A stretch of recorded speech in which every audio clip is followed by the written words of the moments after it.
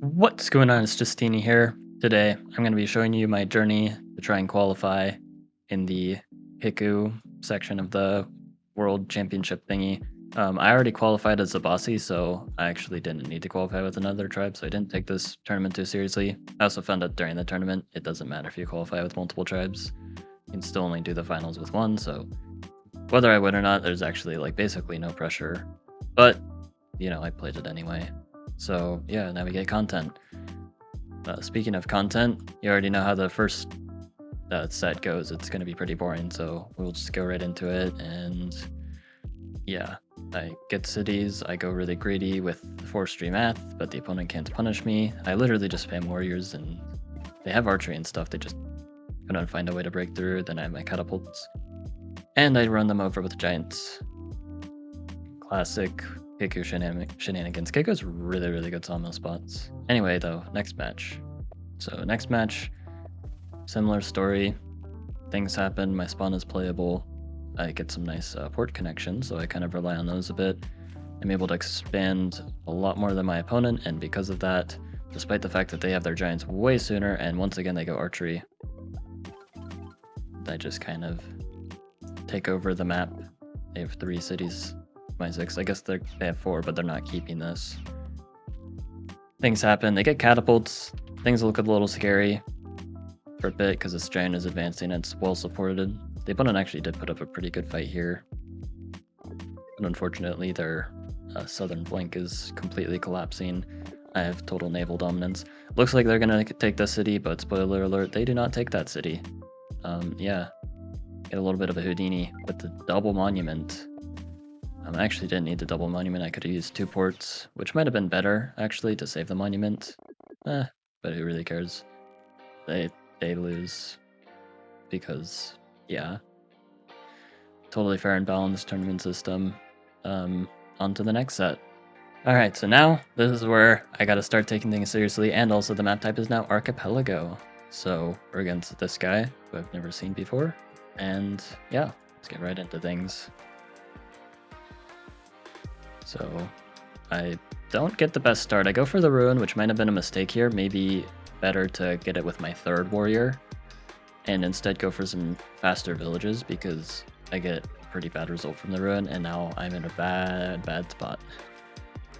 I get the lighthouse, at least as a consolation, but the lighthouse isn't too helpful here because I don't have a way of connecting anything to my capital. Yeah, I can connect this if I get the epic pen out. Okay, there we go.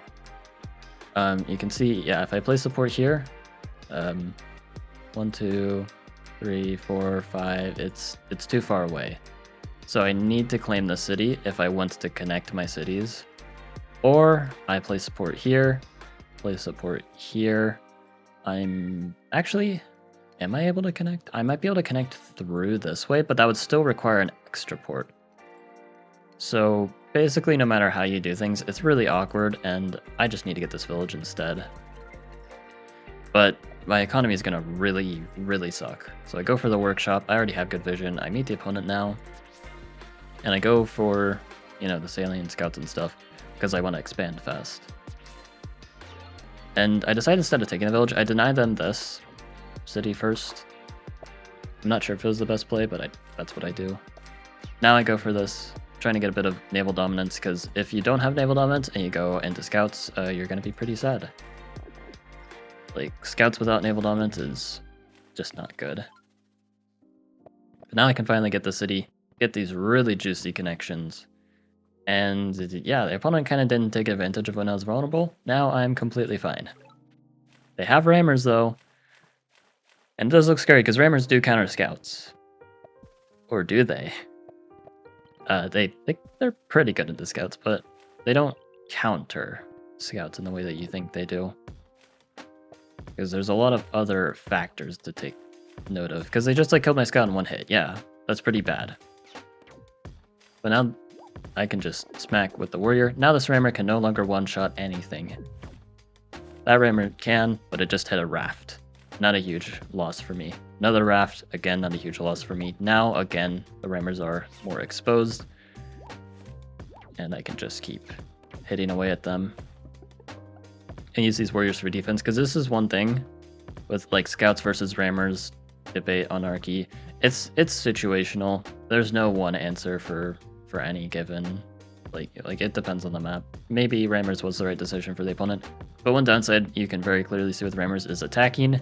You can get sieges more easily, but it's more expensive, which means if they don't hold, it's really bad. I find rammers just in general to feel, I guess, more risky. When they do pay off, they absolutely do pay off, but you can see these rammers are not paying off. So, like, if you're kind of new to Arky, I would recommend just going scouts because I think they're much safer. And yeah, you see I have hunting because I'm actually going to get a giant on my capital and possibly my second city as well. I've got plans for my gate of power, like here, so I can get 3 giants, and hunting is going to be required. Or I just place a ton of ports, which I don't want to do. Again, they're using the rammers. The rammers are pretty annoying, and the rammers are going to be good against my juggernauts when they come out. And if they had juggernauts, this would be a very scary position, but they don't. In fact, they're doing pretty not so good. I'm just defending here. I get Park of Fortune. My economy is amazing. I'm looking at Grand Bazaar soon, so that's another monument I can potentially have.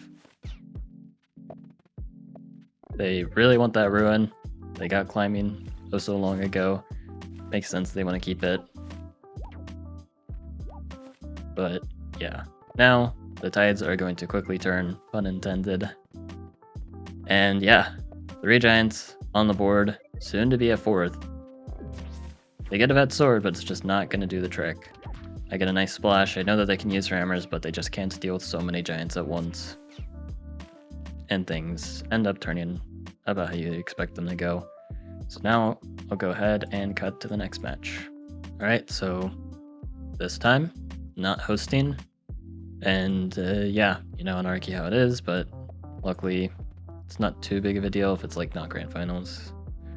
I can still, like, I found my way through things game 1. Now this looks a lot worse somehow. At least I get my first village on turn 3 as opposed to turn, I think, 5.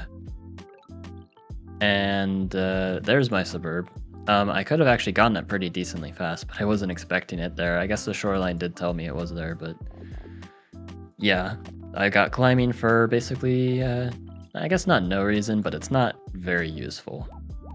Especially with Kiku, who has a reduced mountain spawn, right? I go ahead and hit the warrior, because I'm thinking about a potential, like, rammer play.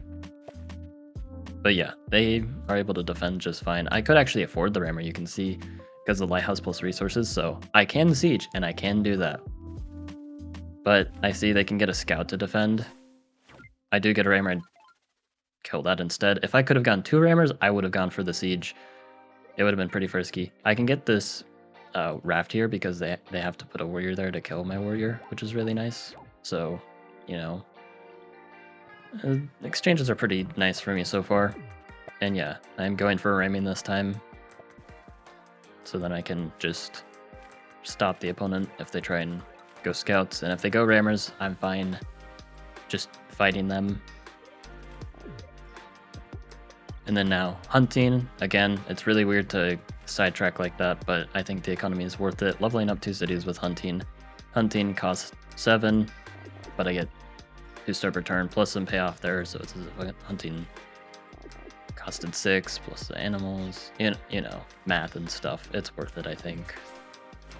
They're trying to be a little friskier with the scouts, but with enough rammers, I can deal with everything, and I have not actually lost a single rammer yet, and I've gotten a good amount of value. This is the big thing with the rammer use. You don't want to lose your rammers.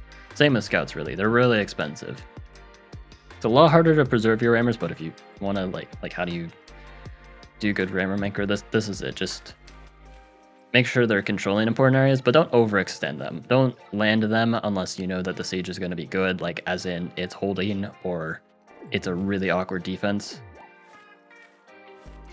And you can see, again, my rammers are being damaged, but they're not dead. And I'm getting really amazing trades, which is just propelling me in the lead. Like, my expansion's still quite slow, but I've just been getting such good trades. I can consider forestry to snag a giant, and then I can start attacking, because a giant is really good to siege with, as opposed to a raft. There it is, forestry, just enough for the giant there. I could have also chopped a bit. And then I can play Spark of Fortune to get another giant, also needing forestry to do that. But yeah, it's really weird to get forestry on Archipelago, but you know, giants are really useful, so sometimes it is just good. Because like, if not for forestry, where am I getting my giants? I would have to like get Gate of Power, but I'd rather use Gate of Power for a third giant. And now I'm just getting a super strong attack here. I get sailing so I can get some scouts and potential navigation, but mostly for the scouts so I can do that siege right there, which is annoying to defend. It's gonna force their scout up.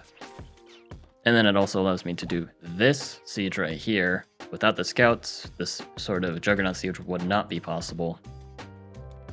Get a Star Rune too, why not? And yeah, now I'm in the semi-finals. So we'll go ahead and cut to that. Alright, now in the semi-finals, I'm against Neto, who I have played against before. He is a very strong player. I don't think I've showed any games against him on the channel, because like the most recent game I had against him I think was like several years ago, but I know that he's a very strong player. So yeah, I have to take this one very seriously if I want a chance at the grand finals. So let's see what happens. So just normal opening stuff. No village there despite the fruit indicator, but there's probably a village over here. Let's get climbing. Oh, there's nothing, and I mean nothing over here, which, you know what that means? I'm not getting my first village until turn 5, because my second warrior is the one getting it. And you thought that was bad. No, I'm not getting my first village on turn 5. It's turn 6. I get meditation because screw it. I don't have any other outs here. My only out is just acknowledging I will probably be at a city disadvantage for the entire game because my expansion is horrendous. So let's get meditation, billow, and just pray. And yeah, look at that. Getting my villages on turn 6. And I'm being pressured. I didn't see that rider move into the fog, actually. I wasn't paying enough attention, so I go philo hunting. And I train a warrior here, which is actually a mistake. If I didn't train a warrior here, I think I just lose anyway. Archery is too expensive. And yeah. I just cannot defend here. But instead, I make it a lot easier for them. But yeah, that's a really unfortunate game 1. Hopefully the next one's better. I'll go ahead and cut to that. Alright, game 2. And I have a lot of resources with this spawn, but no resource indicators to tell where my villages are, except for like this animal. I go right in the middle, find a ruin. I decide to ignore it because I want those villages. I don't want to have a repeat of game 1. I want to have control over my destiny. So let's snag this really good village and explore, see what's up. There's a village. There's a ruin, but I don't find the opponent. Another explorer, so now I do know where the opponent is. They're over here on the west. And yeah, my expansion's a little slow, but it's not too bad. My development's nice. I'm going to be able to sit on 5 villages. This is actually quite good, and if I can get this, I get Grand Bazaar. So this is a really good spawn. What could possibly go wrong? Oh, wait. What the heck? So, why did they hit my warrior here with the scout? It takes retaliation damage. Like, the scout can hit this warrior. I was thinking, like, wait, did they, like, misclick or something? And then I realized, wait, there's only one reason why they would do that.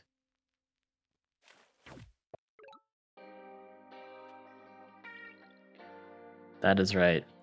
And unfortunately, I can only place 2 roads. And because the scout is actually blocking the warrior here, I could have unsieged with these 2 roads. Because the rider goes in, and the warrior, because the village counts as a road, I would actually have the unsiege here. But because they put the scout here, specifically, because they didn't have to put the scout here either, they could have put it up here. And I'm pretty sure this was intentional, because I actually like looked on their side, you know, after the match. They had vision. They knew they could have put the scout somewhere else, but they did it here intentionally to block the road play.